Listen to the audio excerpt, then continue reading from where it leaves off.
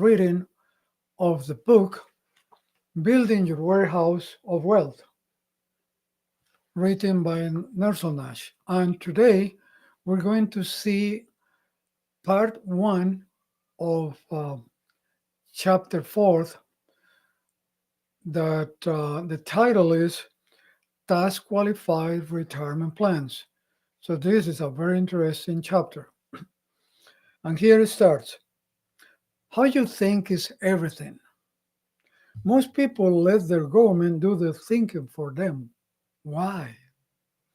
Back in 2000, I wrote Becoming Your Own Banker, the Infinite Banking Concept, and in it, I briefly addressed the subject of retirement plans and specifically tax qualified retirement, tax qualified retirement plans.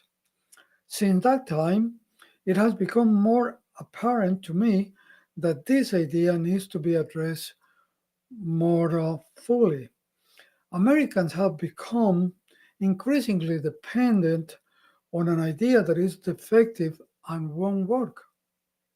Basically, it is a socialist idea, and history has proved conclusively that socialism does not work. There is a fundamental reason for this fact that most people fail to recognize. To make my position on this subject perfectly clear, let me state that as of this writing, I am 81 years old. I have been a Christian since age 9 and have studied the Bible through and through during these years. I have also studied with a passion the teachings of the Austrian School of Economics for over 55 years. From this background, it is very evident to me that all government programs are nothing more than a manifestation of men trying to play God in the pagan sense of the word. The book of Exodus in the Bible tells you that God is a jealous God. He won't put up with such efforts by man trying to displace him in the order of things. All government programs are initiated under the guise of helping citizens when the real object is to control their lives. There is always the hidden agenda that is never stated. And Americans swallow the upper and immediate benefit, never realizing that there is a hook in that bait. In fact, as a student of Austrian economics, if you give me the mission and statement of any government plan, I can predict in due course that the eventual outcome with absolutely certainty. I mean, the eventual outcome with absolute certainty. As Shakespeare said, the truth will out. Just give it enough time. But man sees things over a very short time span as compared with that of God. His timetable and ours are very different. All such efforts by man eventually fail, but they do so over a long enough time frame that man does not see it happening to him. He is subject to the boiled frog syndrome. Put a frog in water, his temperature and he is put a frog in water, his temperature and he is comfortable. And a tiny bit of heat and he is still comfortable. He gets used to it. Add a tiny bit more and he's still comfortable, etc. Keep the process up and you can boil him. Now, I don't know whether that is true or not, but it is a great word picture of what has happened in the economic world of America. There are countless analogies that prove this point. Another object of this writing is to demonstrate that we live in a world of lies. Everywhere we turn, we are confronted with lies to the point of not being able to recognize this fact. John Stossel wrote a book in the recent past entitled Myths, Lies, and Downright Stupidity. Why everything you know is not true. in which he demonstrates this truth. Actually, I'm a follower of John Stossel. He definitely puts out great documents on studies that he does of very important issues in our life as Americans. Napoleon Bonaparte is credited with the observation: history is lies agreed upon. Just a few days after September 11, 2001, Stephen Yates, a philosophy professor affiliated with the Ludwig von Mises Institute, wrote an article on LewRockwell.com about a book he had read earlier that year, where the two authors had predicted that something like 9/11 was going to occur somewhere about that time frame. Give or take a couple of years on either side, that would change the that would change the world forever.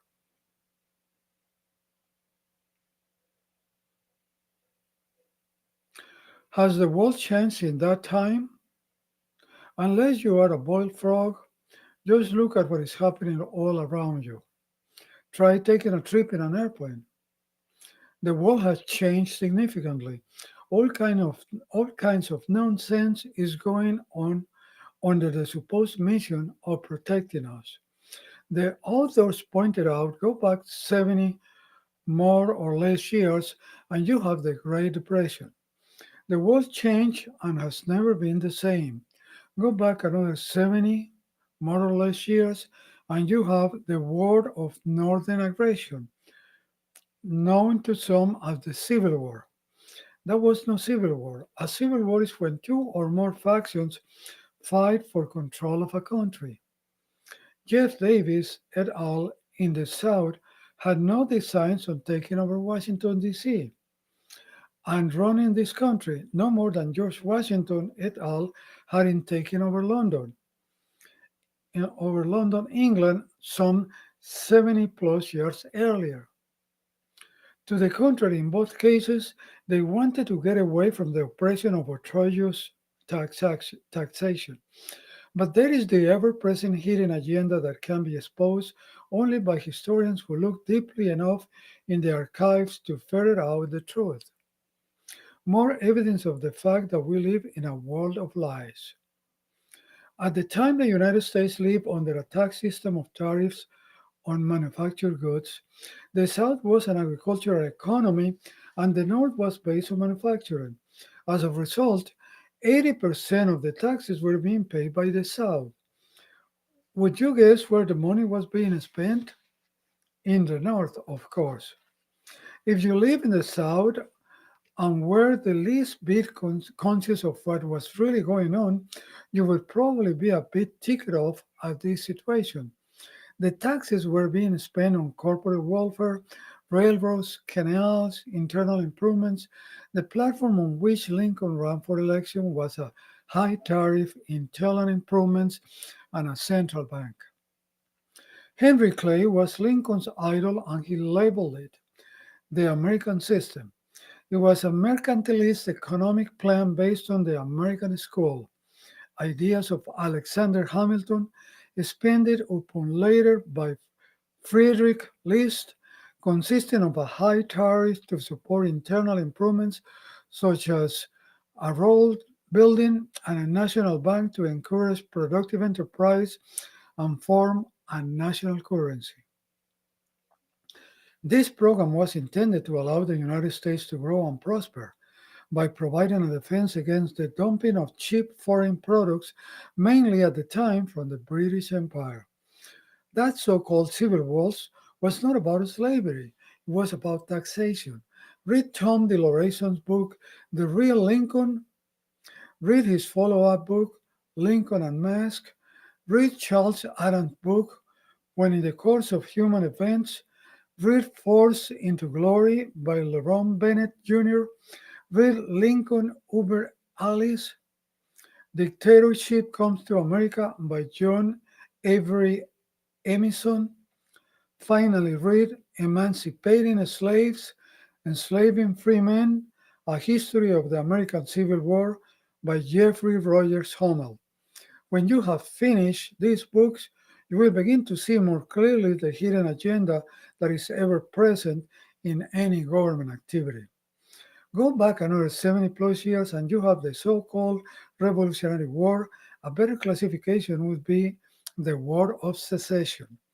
From the mother country of England by 13 independent colonies on account of outrageous taxes. The studies that I have read reported that taxes were about 2% in the South and 1% in the North. Our forefathers went to war over that for 10 years. And today, we call nearly 50% freedom. If our forefathers could be reincarnated today, they would go ballistic. What have you people done? Continuing with the train of thought by Stephen Yates, go back another 70 plus years. I have forgotten what happened.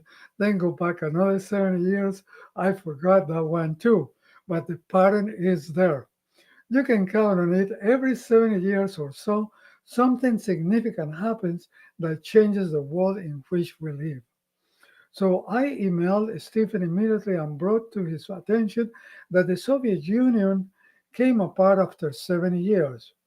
In my book, Becoming Your Own Banker, I have predicted back in 1976 that Social Security would fail. Before it fails, they will attempt to prop it up. The source of funds they will use is reserves on private pension plans, HR, HR 10 plans, IRAs, et al. People laugh at me. But in less than a year, the first trial balloon went up, recognizing that this is possible. And now it is common knowledge.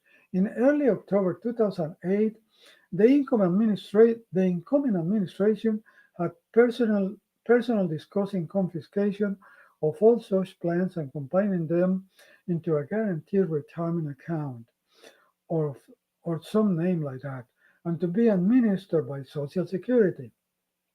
See how the bullfrog syndrome works? One small deviation from tried and true principle, and people become comfortable with it. It becomes normal. This leads to another deviation, etc., etc., etc. In due time, it will lead to a complete U turn in behavior and acceptance. The Constitution of the United States is a perfect example. It is stated out based upon some rather good principles, but now I'm sure that at least 90% of what goes on in Washington, D.C. has no basis in the Constitution at all. And people just stand there and take it. Anyway, Social Security in the US started in 1937. Do the math. We are overdue. Any day now, it will self destruct. But the easiest thing the government can get to in order to try to keep the Ponzi scheme alive is to confiscate the reserves on all the other tax qualified plans. It is the largest block of securities in the world, and so it will be irresistible to government authorities. And for you Bible scholars in the Old Testament, the Israelite nation ended up back in slavery. In the book of Jeremiah, he predicted they would be there for 70 years. They were only there for 68 years. But that's close enough for government work. You will see more about this at a later chapter of this book. All the tax qualified retirement plans are a function of the IRS code, which has only been around since 1913. The world got along very well before income tax. We had surpluses of the national budget before then. Wise men told us that what would happen when a country gets in income tax, and we see the results in spades now. Be sure and read The Income Tax, Root of All Evil by Frank Chodorov. Before World War II, there weren't many pension plans. According to the Congressional Budget Office website, www.cbo.gov, the Revenue Acts of 1921, 1926, and 1928 initiated tax advantages for employment based retirement plans. By 1929, about 15% of private sector employees were covered by government were covered by employment-based plans, which were concentrated in large corporations and in sectors in which government oversight tended to be the strongest. And then along comes World War II. I was a teenager at that time and very aware of what life was like. When you went to buy gasoline in those days, it did not matter how much money you had. The limiting factor was, do you have an A, B, or C sticker on your windshield of your car? A broker in Washington knew how much gasoline you needed. This is an emergency. We have a war going on. Never mind that we had no business being involved in that war. For started on this subject, read Churchill, Hitler, and the Unnecessary War. How Britain Lost Its Empire and the West Lost the World by Patrick J. Buchanan. Then read The New Dealer's War by Thomas Fleming and The Roosevelt Myth by John T. Flynn. Also, The Pearl Harbor Myth by George Victor. More evidence that we live in a world of lies, and we conduct our lives on the basis of that erroneous understanding. When the housewife went to the grocery store in those days, it did not matter how much money she had. The limiting factor was another form of money called ration points. And even with both these items, she could only buy so much meat, so much butter, so much of this, so much of that. Everything was controlled, frozen. A socialist paradise. This was the genesis of the thought pattern that dominates American citizens today. It has increased in its acceptance, and today we live in a fascist nation, nominal title to property, but control in what we can do with it by our government. In time to come, it will not work. History proves the fact. And so were wages. You could not give anyone a raise. Well, under such restriction, how does a business give an employee a raise without giving him a raise? Benefits, of course. This marked the real beginning of retirement plans and health plans as we know them today that were tax qualified. It only applied to corporate employees. This is an exception to the IRS code, which had adopted in 1913. The USA didn't declare war until December 1941. In 1950, Paul Porot at the Foundation for Economic Education wrote an essay entitled The Pension Idea, in which he demonstrated conclusively that the idea would never work. And here we are, early in the 21st century, and we see corporate pension plans falling apart with increasing regularity. So here we will stop, and the part two we will start in the paragraph after World War II on page 46. So thank you for visiting this video. And just to remind you, last chapter or last video was the second part of chapter 3, where we learn about the habits of consume of habits of spending of Americans. That was the chapter, habits of spending of Americans, and it's a very interesting chapter. So thank you for visiting, and I will see you next time.